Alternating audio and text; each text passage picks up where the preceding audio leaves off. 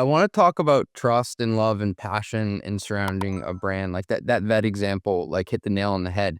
I think a place that may need a bit more explanation is you think about a retail brand like the North Face. People are super passionate about that brand. Like they wear it proudly. They love the logo. They like what it stands for. It's an identity thing to them. What was the hardest part of scaling the North Face without diluting the brand? Because if I have it right, I think you grew the company 5x organically in the time you were there. So first of all, I was part of a management team. Certainly didn't do it alone, but the CFO obviously have a really unique and instrumental role. But you're right. The North Face grew 5x organically in a decade from a $500 million wholesale centric business that thought of itself as a supplier of technical gear to a $2.5 billion lifestyle brand that played in different categories. So the hardest part of scaling, to answer your question, was ubiquity without losing sight of the brand's purpose and values, which is at the center of what we do. So you're right. The North Face stands for certain values: conservation, sustainability, love of nature, community, because the outdoor participation is a communal activity. Unlike athletics, which, sometimes could be a solitary pursuit, it's about winning and losing. The outdoors is about inviting everybody in. So for us, to be ubiquitous without losing sight of the fact that we're here to enable outdoor exploration. We're here to provide access to underserved communities because unfortunately it's still mostly affluent and white. That is, what help us stay true to the brand and without diluting what makes the brand special. Again, I left the North Face about 10 years ago. It's really leaned heavily into more fashion. So there's a certain role to play in that, but never losing sight of the fact we're here to make gear that's athlete tested, expedition proven. That's at the core of the business.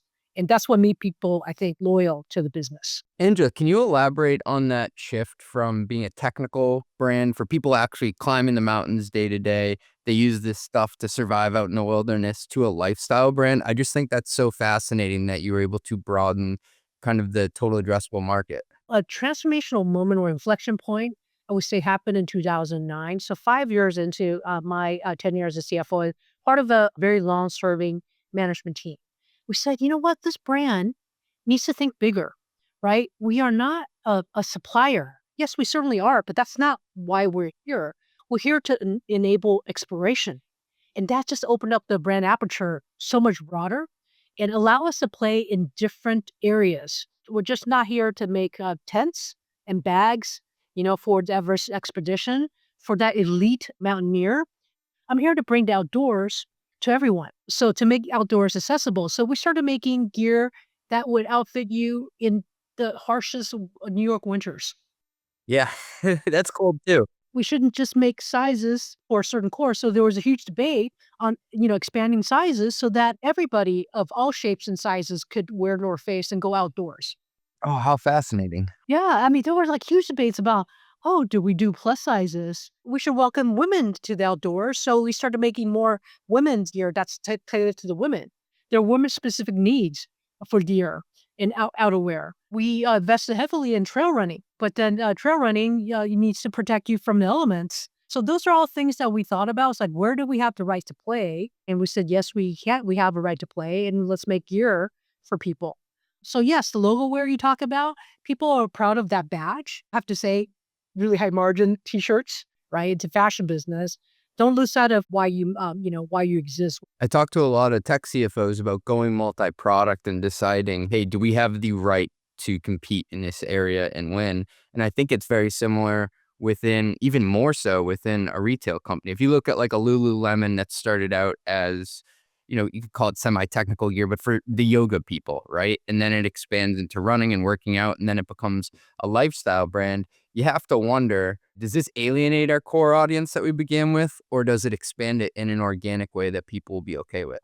That is the tension, the source of endless debates when I was at the North Face, when we quintupled the business.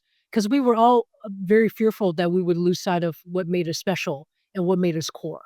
When we got comfortable with we're here to expand the community, we're here to invite people in so that they can recreate in the outdoors and invite more allies in conservation, then we felt good about that brand evolution. We're going to come back to talk about humanistic leadership and some of your philosophies around running high performing teams in a human way.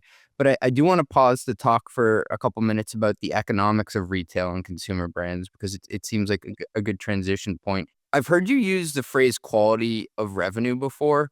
What makes revenue high or low quality in your experience?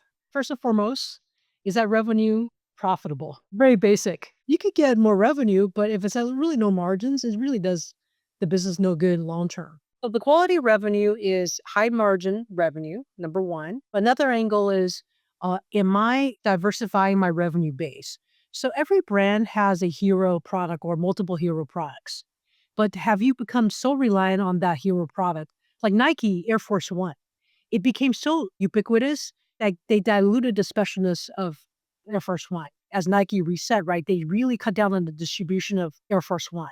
So do you have good revenue diversification of high margin products so that you're not over reliant on, like I said, the hero product.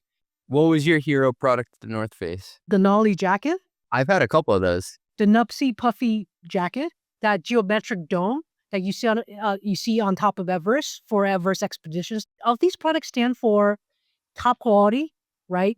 Products that can stand the test of time. So all these products have lifetime warranties. We stood behind that. And it could go into the accounting of warranty reserves, which we won't get into. We stand behind our products at the North Face. Okay, so high quality revenue, that's the first thing. I think diversify revenue base, so you're not over relying on that. Repeat purchases of your loyal consumers. So, lifetime customer value is a really important metric. The North Face consumer most likely is a lifetime consumer. So getting revenue from that lifetime consumer, but inviting more consumers in. So fortunately, from what I understand now that I've left the outdoor industry for 10 years, is that the outdoor consumer is aging. So you want to invite new consumers in. So that for me is high quality revenue. So are you getting it from certainly lifetime consumers, but are you building the next generation of outdoor consumers, engaging her in the right platforms and venues? That's in my mind quality of revenue as well. You don't have subscription contracts with these customers, but they do come back and buy multiple times from you. How would you think about seasonality? Would you hope that somebody who's loyal to the brand, I'm making this up, buys one thing each season? Would you split it up into quarters? How would you look at it? The holy grail of the North Face is we are a heavily Q4 business because it's still a winter brand. The holy grail is how do we become an all season brand? And that was one of the reasons why we expanded into outdoor athletics. You want to recreate outdoors in the summer, but building that revenue in the summer is super hard. I mean, 80% of the revenue was done in Q4. Diversifying the seasonality is also quality of revenue too.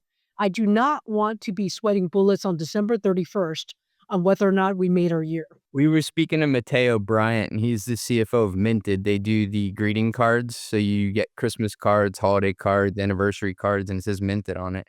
And he was saying whenever his board asks him, like, are you going to hit the plan this year? He's like, I'll let you know. In the last couple of days, I think he said more than 60% of his revenue comes in the last month. And then within that, like an even higher concentration within the last week. I actually listened to that episode. That was fascinating. You're right. It has really strong echoes to the North Face. We do have a bit of a preview of the season when we look at the weather forecast. That's a really cool insight. In November, December, you wish for snow, but not so much snow in come winter that people can get outside and shop. Not too hot, not too cold. The Goldilocks of a cold winter. Would your analytics team really look into what the weather patterns were going to be, or was it just like cursory checking the news? I had it on Google Alert. If it's snowing, people feel cold, they're going to go buy a jacket, right? Yep. There were a couple of really harsh winters, harsh from the weather standpoint. With global warming, winters just are not as cold anymore. People don't want to buy down puffy jackets when it's warm outside. That's why having a more diversified seasonal business that's more heavily weighted toward spring and summer was a holy grail. I think it still is. I was sitting next to a CFO in the aftermarket auto parts industry, and he got a Google alert on his phone like, oh man, it's going to be an absolutely brutal snowstorm in Chicago this week. He's like, that's going to mean a lot of parts. And then he's like, pauses for a second. He's like, but I hope nobody gets hurt. Exactly. I've seen a lot of FP&A tools, and Aleph is one of the few that gave me that aha moment within minutes. I remember watching their founder, shout out to Albert, connect my NetSuite data and build me a full P&L live in minutes. Aleph is now trusted by hundreds of leading companies. I've had the CFOs from Turo, 8Sleep, Zapier, and more on the pod, and every one of them is a huge advocate. I also just published my second annual CFO Tech Stack report, and Aleph has been on the podium both years, including a #1 finish in the $50 to $100 million segment this year. Instead of being just another planning tool, they built a real enterprise-grade data foundation for finance, implemented at startup speed with AI-native workflows woven into its DNA. All your systems, ERP, CRM, HRIS, ATS, product usage, and more, powering one clean, governed data layer that finance can actually trust. And with AI moving as fast as it is, they're pushing even further. MCP, custom AI chatbots, AI-powered variance analysis, and the list keeps growing. Try it with your own data at getaleph.com/run. That is GETALEPH.com/run. Tell them CJ sent you.